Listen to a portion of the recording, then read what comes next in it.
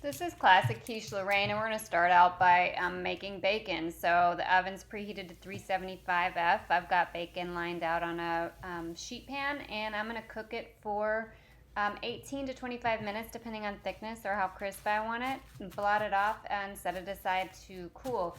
You can also just buy bacon that's already cooked or make it any way that you like. This is just how I do it. And I also save the grease. My mom did that, and she would make our eggs in that. She would pop popcorn in it, so our popcorn tastes like bacon. Anyway, I'm getting off this subject. We'll move back over to the quiche Lorraine. I've got some eggs. I'm going to add some pepper and salt and a little bit of nutmeg. And I'm just going to whisk that up. And you can use a whisk. I'm just going to use a fork.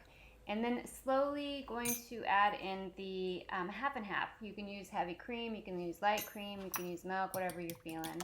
But it's easier to whisk it in if you whisk it in slowly.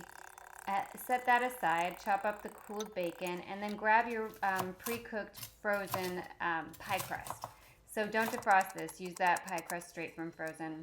I've also got some onions here, and I just want to cut them really fine because they can get strong, and if they're chopped too big, you might need to cook them. So chop them fine.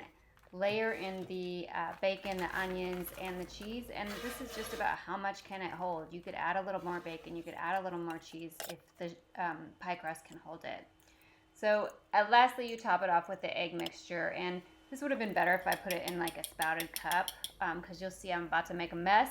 But anyway, I'm lightly pushing it down, trying to get those ingredients submerged before I put it in the oven at 375. I'm going to put it on a lined sheet pan so I don't make a mess all over the oven just in case. It's 375 for 45 to 50 minutes or until a toothpick is clear. If you want, you can use a pie shield. If your crust is cooking faster, you can cover it in aluminum foil if you don't have a pie shield.